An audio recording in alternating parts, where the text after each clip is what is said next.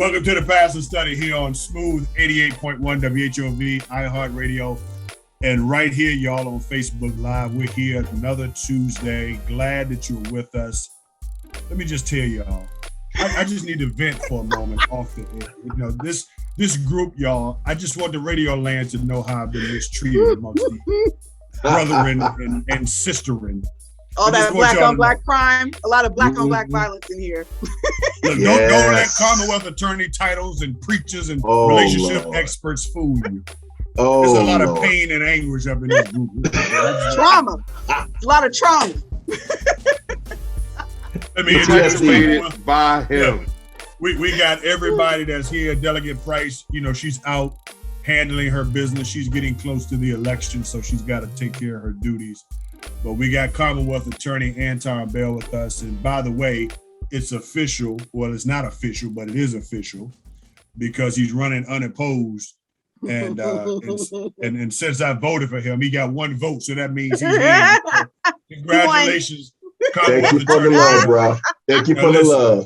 Now, I'm going to talk to you off air about the price of my one vote. I'm going to tell you that right now. No. But congratulations, sir. Pastor Law has been elected again. He will be serving. Now, how many more years you going to be serving now? What is this? 4 years. 4 years? 4 years. Or more. All right, so or more. We're glad that the city of Hampton will be having you for the next 4 years. Thank you, sir. We're honored that you are part of the Pastor Study radio show. And I just need somebody in court for the next 4 years. If there's a judge that's listening right now, I need you to call him Pastor Law in court. That's what we need. That's all we need left. That's all we need. The ultimate validation. You already got them calling me Pastor Law on the street. So come on. We need a judge to do it. If a judge is listening right now, we need you over the next 4 years to call him Pastor Law in court. And then I'll forever be grateful to you. But anyway, we have with us also a relationship expert. She is back with us. Y'all, the ratings are going to be better today because she's on the show. That's the best I can do, Alvin. Wasn't that pretty good today? Wasn't that good? That wasn't too bad, especially considering, you know, that thrashing you took before the show started. So that's right. You know, ladies and gentlemen, Dr. Alvin Lyons, doctor. She's the only one up here that's got 2 doctorate degrees. And privately working on 4 more, but we ain't gonna say nothing else about that. You know how it is, okay? There's no ceiling for Black women. There is no ceiling. We keep elevating. Yes, you do. Bishop Ray Johnson, Dominion Outreach Worship Center, still holding it down. Bishop, glad to have you, man. I think they're gonna be coming for us today, man. You know, Bishop, we gotta stand our ground today, man. Stand your ground.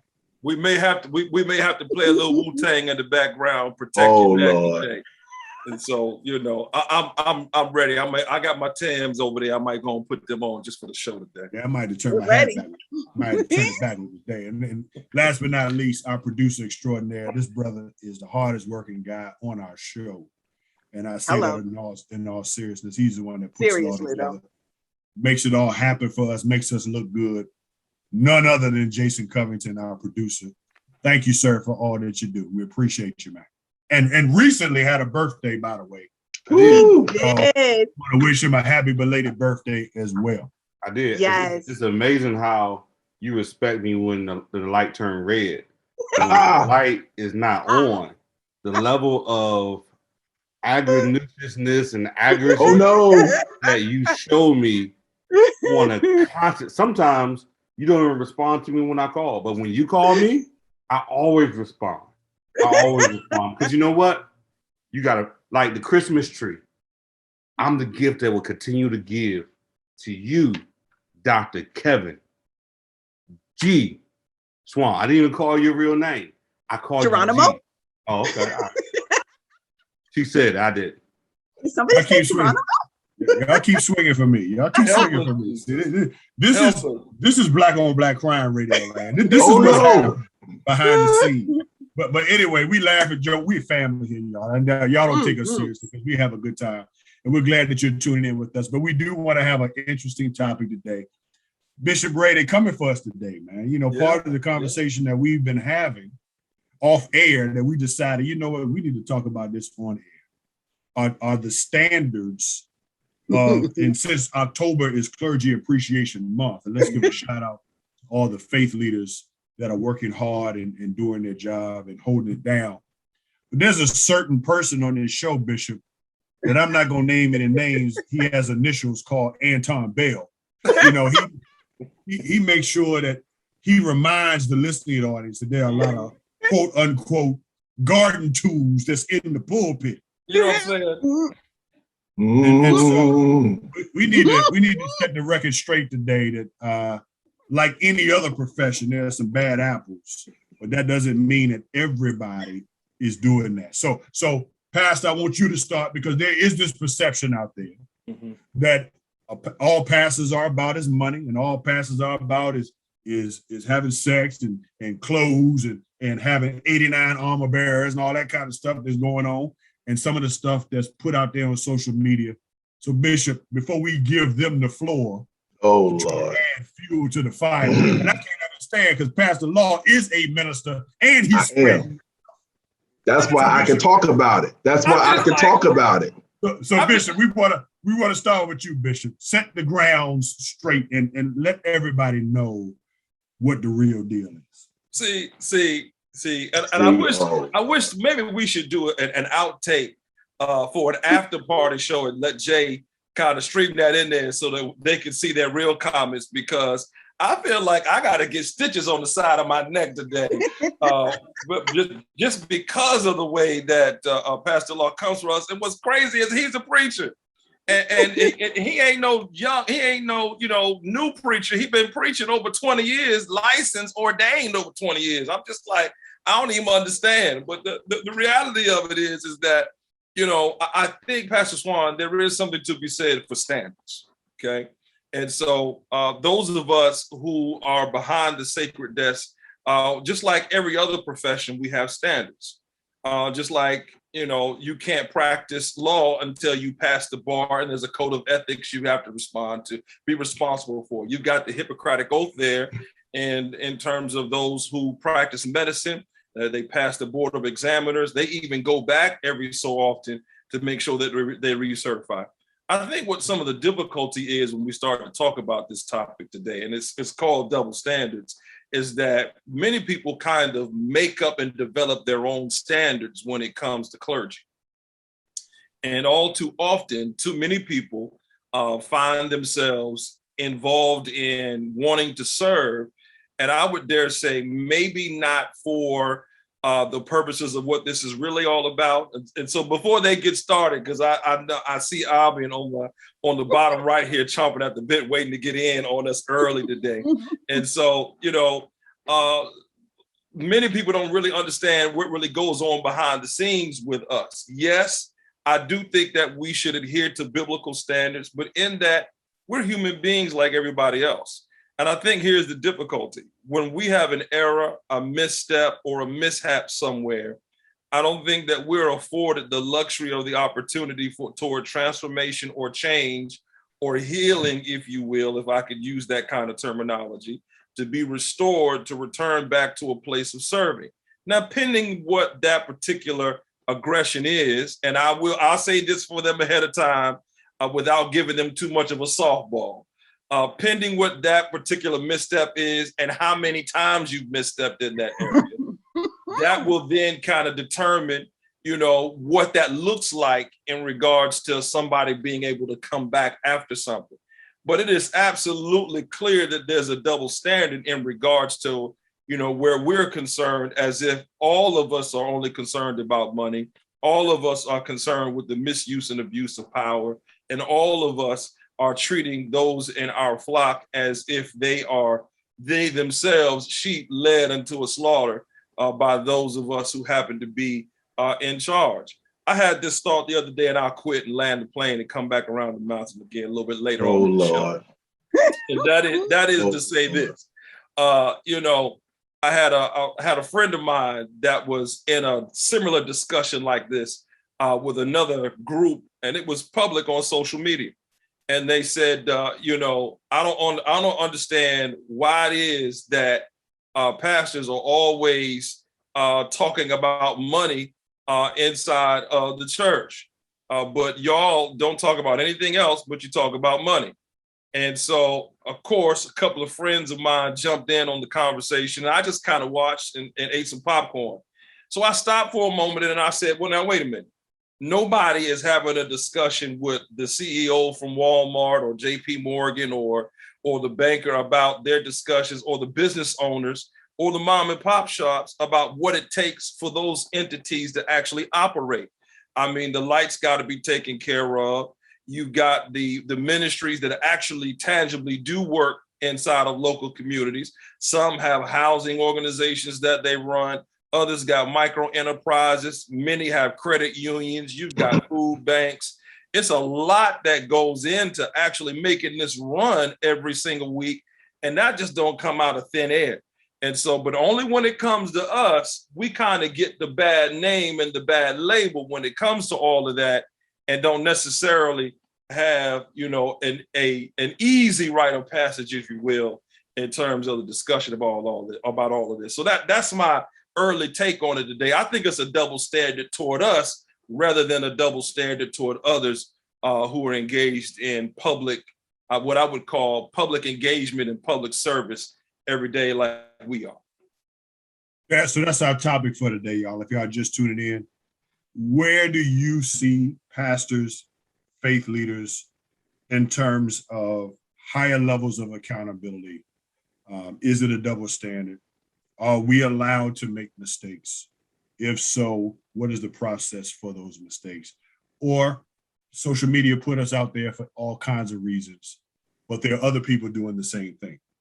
Do you see pastors differently? And so we want to have that conversation today in light of Clergy Appreciation Month. So Dr. Albion Lyons, doctor, I know you chomping at the bit about this one. So I'm just going to sit back and just hear you give it to us, because I know you're about to. Get your Band-Aids ready. Get your Band-Aids. I'm ready. Go ahead. Okay, so let me tell y'all something. Okay.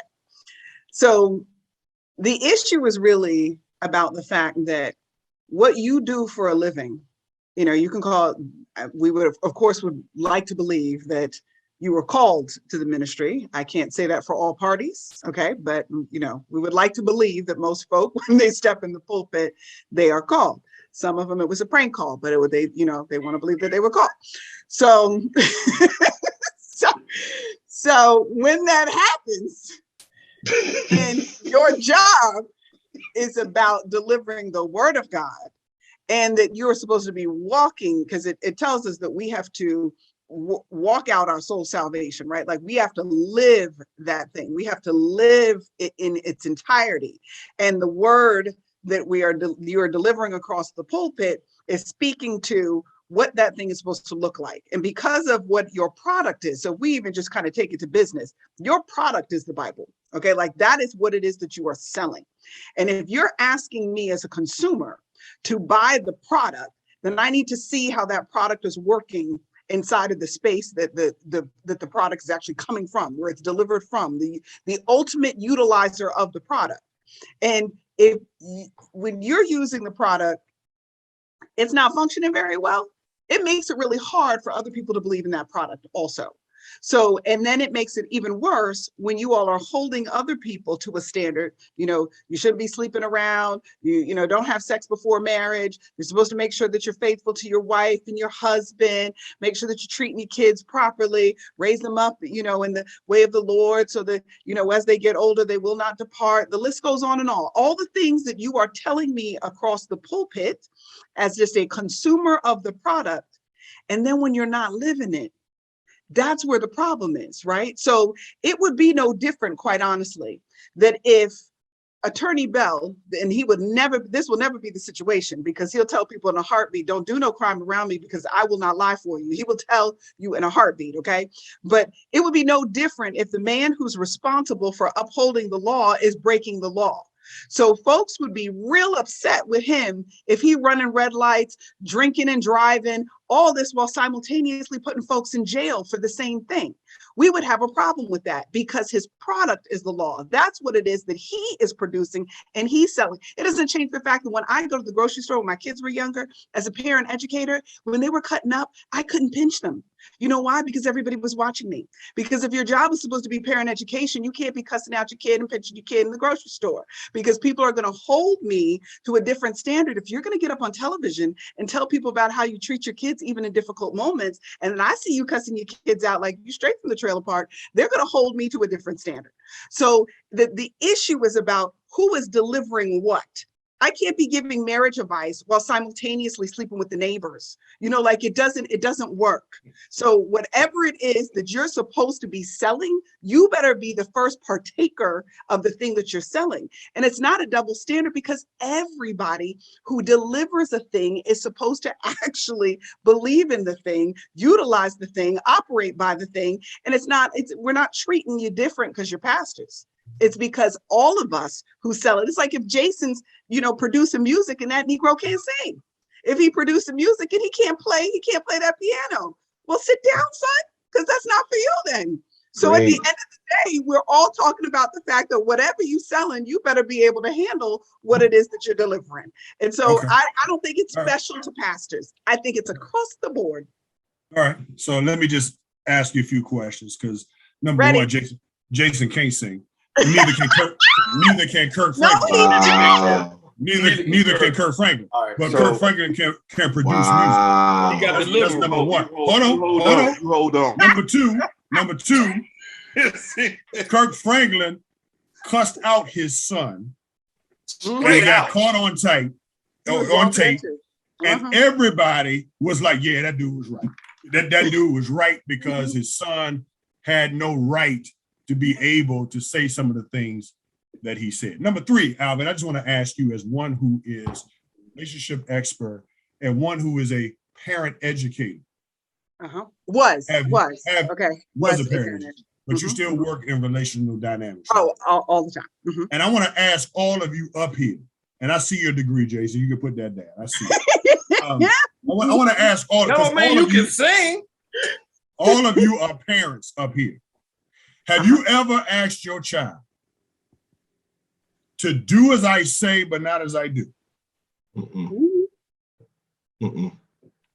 I have. I'm not even. Okay, I'm not even all gonna right. lie to y'all. Okay, all right, I'm not thank even you. gonna lie to y'all. Thank I you. have. So in that case, there have been instances where pastors have to preach things and teach things that may not personally be where they are spiritually. Okay, so let me give an Right. asterisk to my answer though. Hold up before you go any Look, further. Hold up. I gave you chance. Okay, go. All right, go. So understand that even though we are called to preach and to teach and to model, that doesn't exempt us from sin. It doesn't exempt us from personal issues and things that we have to walk through. The biggest challenge of pastors is that we don't always know where to go to find the safe space to walk through what we're dealing with. Because truthfully, most people can't handle us telling you all what we're really dealing with. So we tend to keep it to ourselves, and we try to find ways to mask it. And we hurt just like y'all hurt, and we do some of the same things y'all say we shouldn't do. So I understand what you're saying, but as a parent, if you're telling me you have told your child to do something that you didn't do, then also you can understand that there are pastors who sometimes may preach things. I'm not saying it's right, just like you're not saying it's right either. But you can appreciate what I'm saying. So I'm giving you the floor. Okay. Go ahead. Okay, so let me say two things about that. First of all, three things. One, I agree that we absolutely have to acknowledge the fact that you are human. That is not even for debate. It is very real that you go through the same things we do. So my statement previously was not to suggest that you somehow exist outside of human experience, sin, temptation, and all of those things. That's not what I'm suggesting. The issue is when we are doing a thing while preaching the same thing, as opposed to, I'm going through something. I recognize that I'm in a terrible season. Let's just call me pastor for a second right here. So like, I'm going through a terrible season. I'm not going to be preaching across the pulpit about something that I know I am actively struggling with right this second, unless what it is that I'm delivering is talking about the fact that even I struggle. See, it's the insincerity people struggle with, right? It's when you're fronting like you got it all together while simultaneously doing that thing. And I'm not saying that this is case in point for all parties here, right? But there are multiple pastors, and you guys all know this, that are preaching hard against infidelity, preaching hard against sexual sin, preaching hard against all kinds of stuff, while simultaneously doing the thing that they're preaching against. And the ego is so big that they will not even acknowledge the fact that when you get caught, that you was wrong for what it was that you're doing. Instead, you try to find all your people to clean it up and excuse what it is that you're doing. And he's going through a tough time. And this is a private matter. Now, everything was public when it looked good, but as soon as it went bad, it became a private matter. Like it's the way in which most things are handled that leaves that bad taste in people's mouths. That's what makes it go wrong. If you would just own it, not you personally, but if folks would just own the fact that we have these issues and we go through the same struggles y'all go through, then folks would respond to it different. But it's this pretend to be perfect while simultaneously struggling like every other sinner that's what creates the conflict for most folks on the outside. So part of that is because when there's a lot of, let me just be honest here, there's a lot of pastor worship that should not be. Facts. Right. And what oftentimes happens is you have members that try to live their sanctified life through the pastor's life, right? And so now you put the pastor up on this pedestal that the pastor's supposed to be a level of perfection because you're not, right? Like if you're telling me that I shouldn't preach on infidelity, then, and I'm not being infidel, let me just be clear here, but if you're telling me I shouldn't but if you're telling me that I shouldn't preach on that, then I'm telling you shouldn't do it either, because you already know what's in the word, just like I know what's in the word.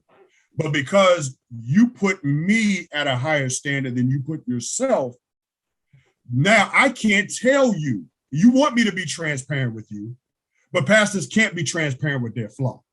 Like, what parent sits down and is completely transparent with their kids? The kids don't understand it at certain ages and at certain levels, right? That's why when there's a divorce, whatever happens, you wait until it's almost at the point, you don't in the middle of it say, look, we got issues and stuff, we're going to talk about it here. You don't do that to kids. In the same way, pastors don't do it to their congregations, because they're trying to figure out, how do you process this and work this out first? And then if it becomes a place where you have to address it, you will.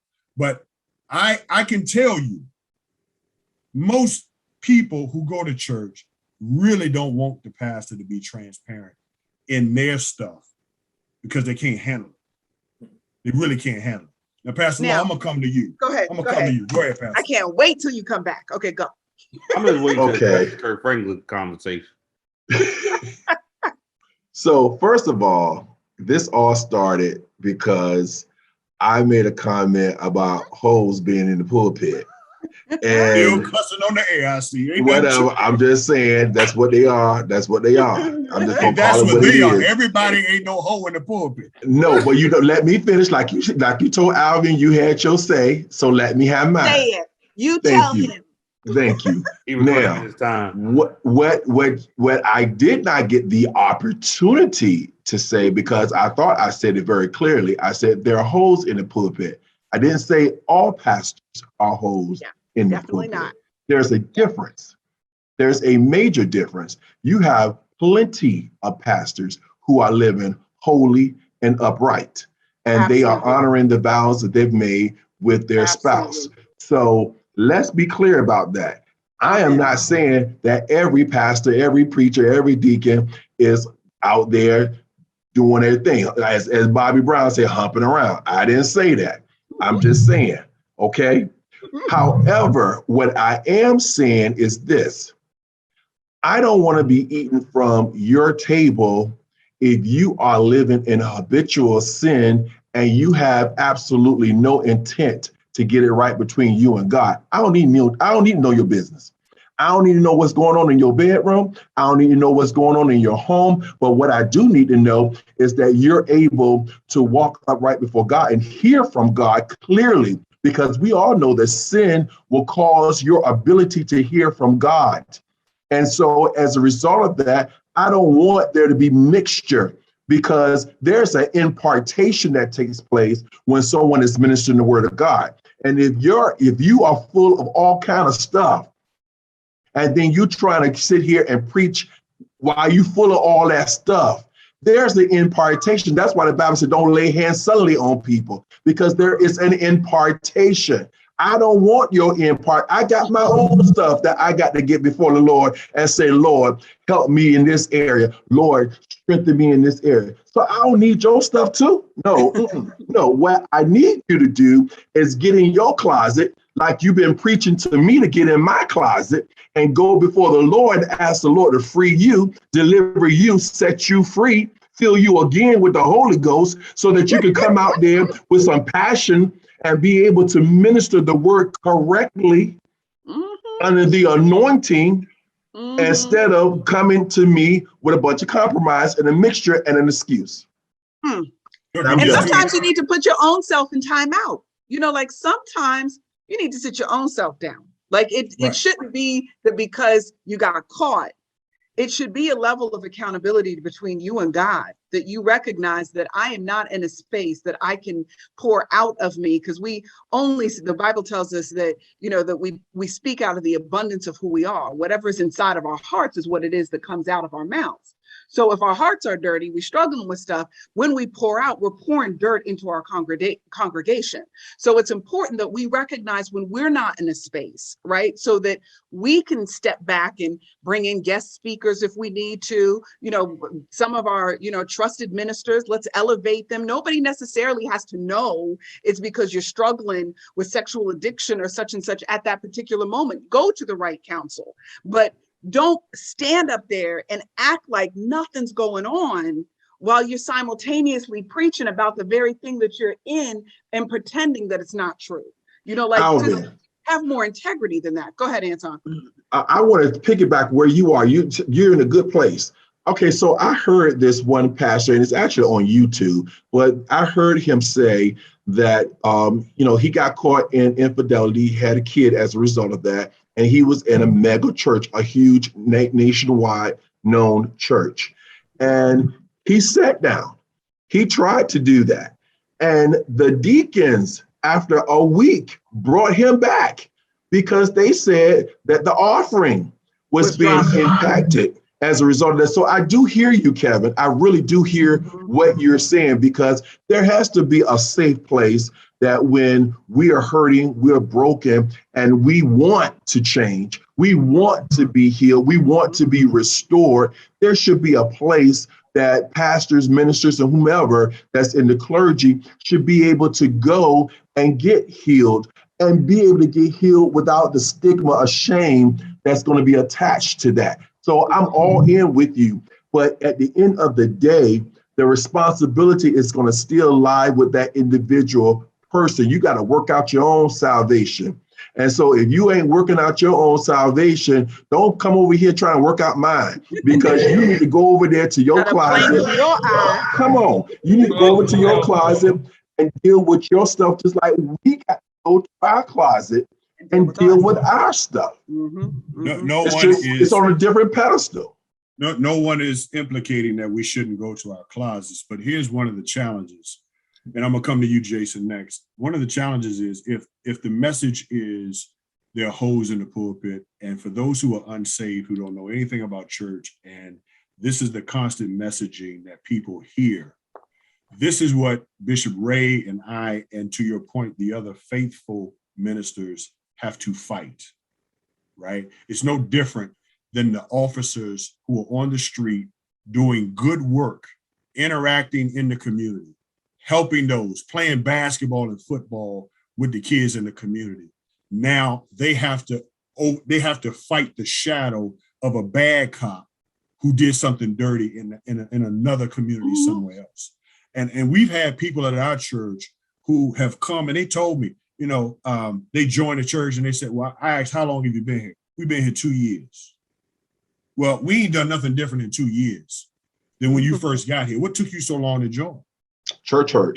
They were watching. That's right. They were watching to see. They were watching to see me. They were watching to see someone else. And here's the thing. So by what you just said, Tom, I need the pastor to be able to work on their stuff before they can speak to me. That is 100% correct. But since you're Old Testament, let me take you back so you understand too, that the very people that God chose in the Old Testament would be some people that you would not select today. Matter of fact, Moses was the one that delivered the people out of Israel. You, Commonwealth attorney, would have locked him up because he got. I would have. He was a murderer. He would have been preaching the gospel in a cell. So he never would have had the opportunity to deliver the people because under your guidance, he'd have been in jail.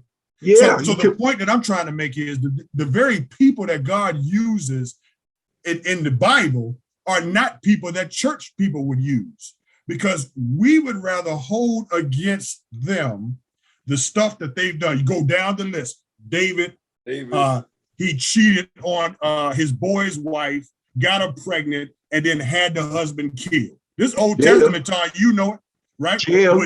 Would he be able to preach today? Jail ministry. Exactly. So you got Elijah, who is scared to death, didn't trust God. You got Moses, you got Abraham, who was so scared of the kid that he told his wife, pretend like you my sister. That's right. So the truth of the matter is there's nobody that is really worthy to stand at anybody's sacred desk to say anything on behalf of the people, even the ones that you deem to have a calling, even the ones that y'all look at and say, yeah, they should be up there. Ain't nobody worthy. That's what Paul said. I know you don't read New Testament, but that's what Paul said. I do Old Testament. We all are filthy rags standing before God. And it's the calling that God gives to us, not our works, that makes us. Now, having said that, you're right. We should honor the call. I'm not dismissing that. But what I am saying is, what Bishop is saying is that the standard that sometimes people choose for who should and should not be called ain't the standard of the Bible. Well, you know what? If I could jump in there, it's not an issue of no one can be without any spot or blemish. Sin, there's all kind of sin up in the church. Come on, there's all kind of sin up in this call right now. If we're going to call it out, let's just go ahead and say it. Yeah, I'm looking at you too, Jason. Of sinners. I just want you to know. You're the chiefest of sinners. Whatever. I'm just saying that there's no such thing as someone being without spot and blemish. And anyone that tell you that they're without spot and blemish, get away from them. They're liars. They're liars. So let's start with that premise first. But what I am saying is there should be a standard of holiness. That's what I'm saying. I'm saying that if you're going to minister the word, there should be a standard. Now, I don't expect you to be perfect. In fact, to be quite honest with you, I tend to like the ones who I have seen their humanity. Amen. Because now I know that there is hope when you get into a situation. I know that there is victory on the other side of messing up. I know that someone can walk and be able to soar in God even after they're fallen. That's a encouragement to a lot of people. However, what I am saying is you should not be behind that pulpit, and you are regularly, habitually, and gleefully, happily enjoying your fruits of your sinful behavior like it's okay. And then there's nothing wrong with that. And nobody should say anything to you because everybody got faults. That's crazy to me. That's Hillsong right there. That is literally Hillsong Church right there. Let me jump in real quick before we go to Jason. There are two sides of that coin. On the one hand, the expectation is for the vulnerability and the humanity of clergy to kind of expose the process of their struggles. On the one hand, when that happens, I can tell you, having watched on all sides of it, that quickly turns into, and I hate to use this terminology as we're so close to All Saints Day as we would know it, that quickly turns into a witch hunt. Because all too often, people tend to put clergy quickly in coffins after an experience of vulnerability where their humanity is being seen. On the other side of that coin, there is no other profession, maybe the presidency of the United States, that has to consistently and constantly perform at a high level because of what the returns mean to that organization. And here's what I mean when I say that. Do that, right? Here's what I mean when I say that. A lot. you used the example of the deacons and that particular pastor who fathered a child outside of his relationship. Well, in the larger the church, the larger the budget, and unfortunately, we tend to do this, as Pastor Swan said, we make these gods, little g, out of these personalities in some of these movements. And so I particularly had one particular mentor of mine that said to me, now we have a very good relationship. I preach for him, he preaches for me. And he was like, look, I got no problem coming, but I need to make sure it's going to be, something worth my while. I'm letting y'all in behind the scenes a little bit. And he said, because look, if I'm not there in my pulpit, that's $30,000 I'm going to miss that day. That's payroll, that's mortgage and its interest, and that's the outreach cost of what it costs me that month. I'm going to miss that day if I don't show up. So some of this, the culpability has got to be shared with the idea of not lifting people to this superstar status to where you can't go somewhere and come out and maybe have a seat for a moment because of the pressure that comes along with performing at that level. So it's difficult. It's a two-sided street right there, two-sided coin. Literally, Pastor Swan and I, we can tell you, just like him, people, Ton, will sat in our church 3 and 4 years. I was just watching to see, I wanted to see who you were sleeping with. I wanted to see who you were with.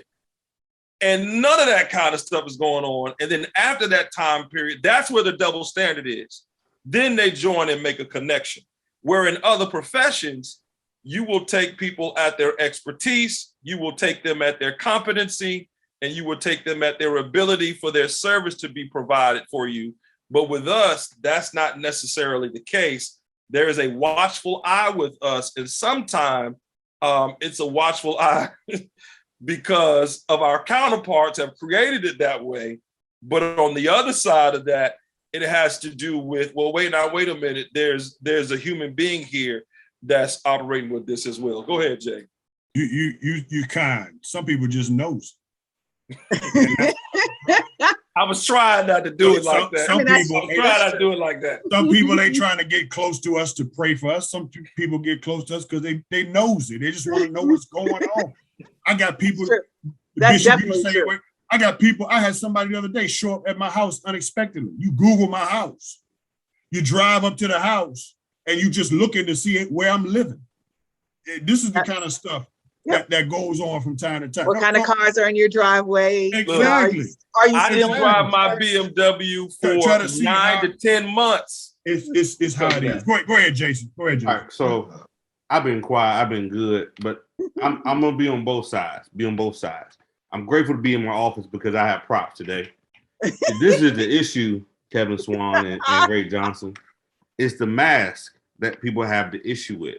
It's not the vulnerability. It's not the private sin. It's the mask. And here's the thing. I am guilty of what you asked about. I was brought up as do as I say, not as I do.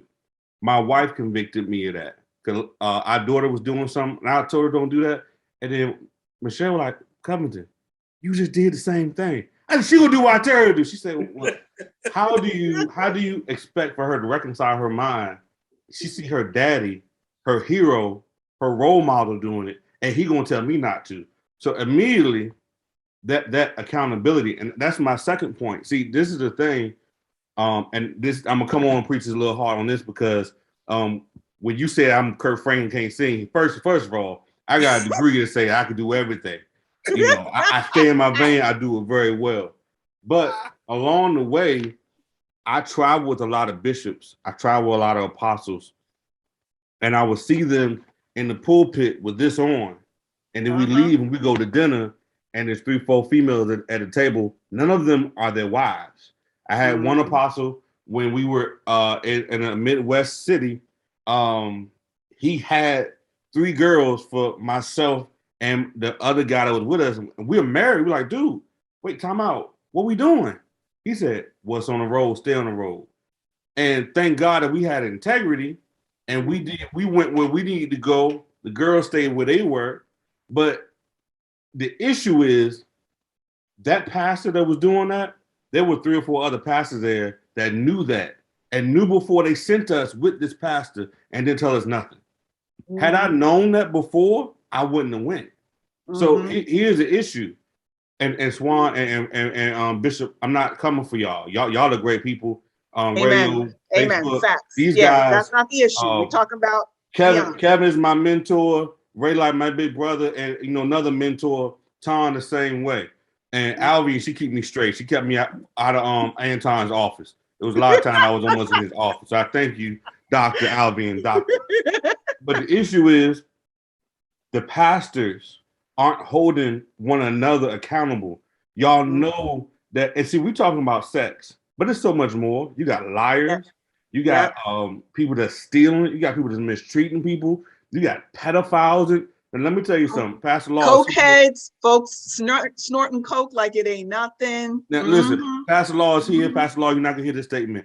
If you rape or molest my kids, I'm just going to see Pastor Law. Hey, size 2X jumpsuit, size 9 sandal. Let me go ahead and get my slides. But my point is, pastors and people of influence and affluent, we don't hold these guys accountable. There used to be when not to use his name, Bishop Hanshaw and the old bishops, they held these men and women accountable. When men went out, men didn't travel with women. Men traveled with men. If it wasn't a woman, it was multiple women to hold everybody accountable. But we don't do that no more because this right here. So at the end of the day, like there's a double standard because we won't hold the standard. We won't hold the guard. And the reason why we got people coming to our churches 2 and 3 years is what Anton said.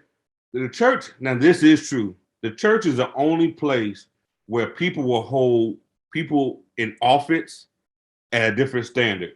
You can go to work, your boss man can mistreat you, but you're going to work every day. Have you ever heard of work hurt? You never heard of it. But you come to church and you hear about church hurt.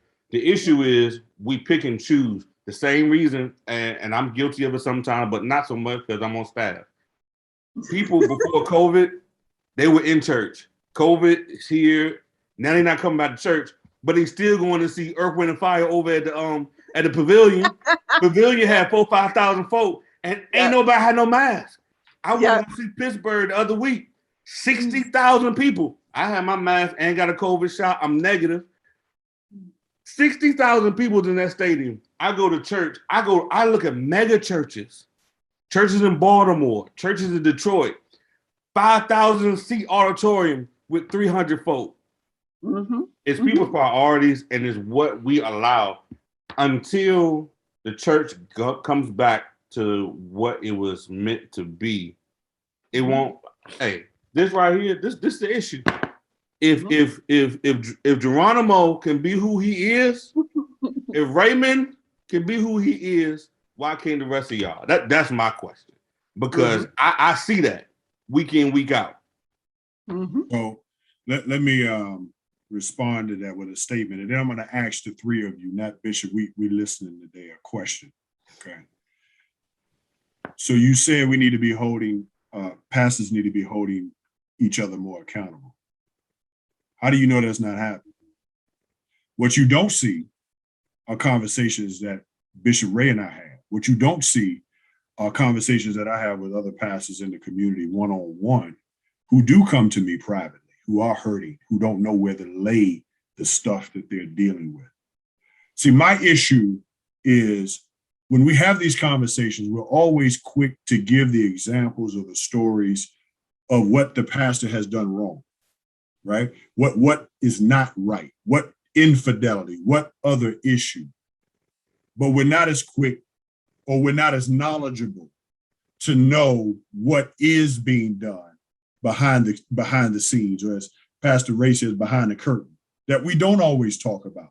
And there are a lot more conversations that go on that you all know about. We just don't tell y'all. And so there is that stuff going on. But at the same time, at the end of the day, if somebody, and y'all got friends, how many of you talk to a friend? Alvin, how many of you talked to a girlfriend and said, that Negro ain't good for you? And they still ended up dating that joker anyway. So Hey, don't tell I me. got that problem with my own children. So don't tell me we don't hold people.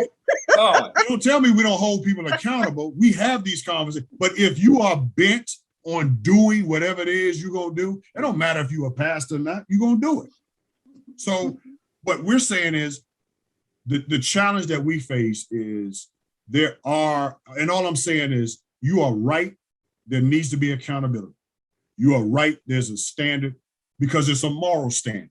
Correct. That is different than every other profession, right? Mm-hmm. Mm-hmm. And yes, we should be holding each other accountable to that standard. But don't paint everybody with a broad stroke. And there are layers to this, is what I'm saying. So this gets to my question. I know this is a great conversation today, by the way. Good. So y'all offer y'all comments on the Facebook chat. Let us know what you think. So in you all's mind, because y'all have listed some things, but I want to go back to what Alvin said, somebody who's called. What in you all's minds constitutes a good pastor? What do you all look at to determine whether or not a pastor is doing it right or doing it wrong? Name some things for me. So you want me to go first? Who's going? Go ahead, Anton. Go ahead. So for me, it's not I don't look at it as you're a good pastor. What I do look at is, are you teaching the word? And are you, from what I can see, living the word to the best of your ability? Not perfect, but at least you are making efforts to live according to God's word, not my standard, the biblical standard. And, 1 Timothy tells us what that standard is for overseers and for deacons. And so I just want someone who at the end of the day, I just believe that they are trying to model Christ. Like Paul said, follow me as I follow Christ. That's all I'm looking for. You are trying to model Christ. You're not going to be perfect, because all of us have intimately been behind what we would call the shield, where we've been able to see things. And even with that, being able to see someone's humanity, but see the fact that they are still trying to model Christ. To me, you golden. Like, I love my bishop. I absolutely, he's like a father figure to me. And so, not perfect, but he is perfect for me. Oh, I like that. He's perfect for me. And just like Noah was a good leader, saved his family, but his family one night walked in and found him naked and drunk. There you go. There ain't nobody perfect, is what I'm right. So I want to know what you constitute. So Alvin, I'm gonna come to you. What constitutes in your mind somebody who is walking it or living it the way that it's supposed to be? And for me, it's just a single word, which really speaks to what Anton was saying anyway. I'm always just looking for congruence. I just want the consistency between. Part of the reason, I'll be honest with you guys, I often send, y'all never know, but I often send folks to y'all churches, because when people ask me, and they ask me, what's a good church to go to? I need to find a real pastor. When I say you guys' names, I can say that because I know what you're like when the mic is off. right? I know what you're like when you're not in the pulpit. And you guys are 100% human, but the God that you say you serve, you really mean that thing. And it shows up even when you're joking, and I get to see y'all in all kinds of raw moments. It's still crystal clear that you mean what you say. When you say you love God, you mean that thing. And it shows up in the hard times, not because you live your lives perfect, but in the hardest times, how you treat your wife, how you treat your kids, how you navigate tough times, how you work through pain, all of those things. That's how I know. And I admit that everybody doesn't get the privilege that Anton and I get, for instance, or Jason and I get, to be so close to men that are not accessible, our brothers who are not accessible to everybody. Everybody's not going to know their pastor the way that I get to know y'all and several of our other pastor friends. But quite frankly, it's the thing that I'm most proud of. My boys, because that's what y'all are to me, my boys, they're for real. You know what I'm saying? Like, and y'all go through real life issues, but I never question how much you guys love God. Never, ever question it, no matter how much or how tough the moment is. And that we're just looking for people that it's congruent. But you got too many folks. And the other thing is that you all don't let your congregations turn you into celebrities, and you don't let your congregations worship you. And that's another thing, because some of the reason folks can't tell folks that they go through anything is because they built the throne. And so you can't climb down off a throne you built. So like if it was your people who built it, you could always say, look, y'all, I did not do this. I did not tell y'all to worship me. I'm going through the same stuff you are. But because some of these pastors are building their own thrones, it hurts too much to have to climb back down off of the throne you built in front of your pulpit. So you guys are not going to have the same experiences that some of these other pastors have, because you don't live like that, and that is not your character. But it's very much some folks' character, and that's the conversation we're having, is about those folks. But I keep it equal with everybody. If you're the president, I don't expect you to do certain things. If you, like me, you're supposed to be a relationship expert, don't get caught treating people like trash. Like there are certain things that you can't, if law is what you do, don't be caught drunk driving. Like there's certain things, if this is what you do not be a hypocrite. That's all I'm saying, for whatever it is you do. Now, if Anton was sleeping with somebody else, that's not the law. Right? So I would check him, because I have to check my brother's spiritual. That's right. It might be character that's an issue, but he could still perform the law. But if I'm cheating on my husband, that's a problem, because I teach about marriage and intimacy, and I talk about fidelity. So I can't be cheating on that while simultaneously talking out the other side of my mouth about everybody else being faithful. There's certain things you can't do when your product is what your product is. Gotcha. I got you. Jason. I think for me, in spite of all the abuse that you share and you impose on me, Kevin, I still see that you love God. You may not love me, but you love God. So no, I'm playing. It's what Alvin said. It's a congruence. It's the realness. That Yep. Here's the thing. This is how I know if you're a real good pastor. When I see you on the highway, somebody cut you off, because I saw Kevin one time. Somebody cut him off. He don't know I was behind him. Ain't no finger go up, and he hit the wheel. He didn't start cussing. He just continue to move on.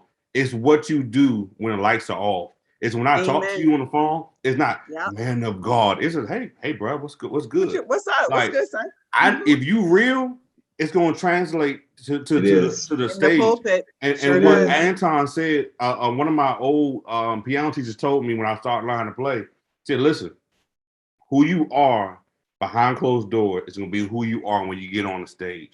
You may play well, you may sing well, and do all those things. But if you have trash in your heart, when you start to sing and you start to move, it's going to come out. And what Anton said, when you're moving around, along with the anointing comes that trash. And when that trash comes out, it gets on people. So it does. When I go to a service and I'm sitting there and it's hot, I'm like, oh, this is dope. But then it's like, wait, it's heavy in here. Something ain't right. Then I know somebody ain't living right. Somebody doing something, somebody saying something. So for me, it's not what you do in the pulpit. It's how you cut your grass. It's how you honor your wife. It's how you honor your husband. That's how you honor your kids. That's how I know you're a good pastor. You can preach well, you can exegete well, but if you can't treat your wife well when she gets on your nerves, okay, I can't go to your church, homie. Can't do it. Say it. Kevin, I got a question for you. Let me ask one more real quick, because I know we almost out of time. And so I hear all of you all's points, and part of how pastors were raised, we were told, Bishop, you know this to be true. There are 3 things, son, you can't mess with. Don't mess with the money, don't mess with the kids, and don't try to abuse the power. You do those 3 things, you're mostly good. Where we struggle sometimes is, and here's what Bishop is talking about, the double standard. Why do you all expect something of us that you don't expect of yourself? I'll give you an example. There are certain places where you say to us, "Nah, you can't go there, Pastor. You shouldn't go there." We went to the jazz festival a few years ago, and half our membership, when we went, they looked at us like, "Pastor Ferguson, what you doing here?" And I'm like, "I'm looking at you. What you doing here?" Right? If I show up in Rosie's, I'm gonna get side eye. But you can go to Rosie's. No, I can't. No, you can go, but you won't get the same scrutiny.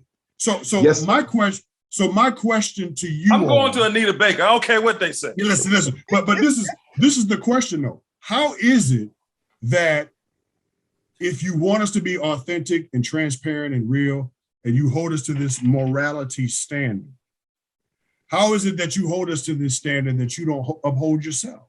So you want me to be this, but you don't want to be that.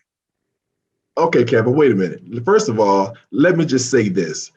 Everybody ain't holding you to that standard. There are going to always be extremists in every place you go. And so, like, if you go to Roses, that's between you and your money in your pocket. I don't care. Can I just tell you that? If you go to the Hampton Coliseum to watch, that's an example. I'm just saying, if you go to Hampton Coliseum, that's between you and your concert ticket and all that good stuff. What I don't want to see you up in is strip club. That's exactly. Come on now, somebody. Come on.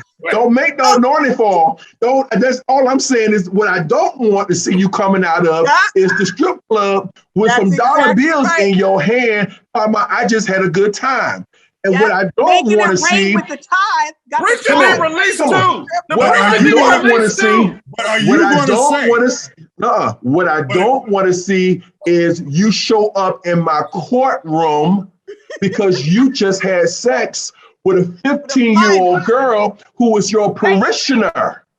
And then I got to prosecute you because you just broke the law. And that has happened on multiple occasions. Well, listen, I don't defend that. Holes in the pulpit. I don't defend that. What I'm saying to you though is if you gonna say to me, don't be up in the strip club, then are you gonna say that to the choir director that's got the stamp on their head? Yes. Like that? Yes. But it don't go like that. Y'all know it don't go like that. No, but you're asking me. You're asking me. Like so I'm saying yes. And I'm saying to you, y'all are the exception to the rule. And I'm saying to y'all, I'm saying to all y'all, we gotta go. We need a part 2 for this. We need a part 2. We need a part 2. Part 2. We need a part 2, Kev. We need a part 2. Next week, we'll pick it up right here. We got to run, y'all. Great discussion. Leave those comments in the Facebook chat. We're going to be talking about this off air, too. Yes. Until next time, be blessed to be a blessing to someone else. This is Smooth 88.1 WHOV, iHeartRadio, right here, y'all. Facebook Live.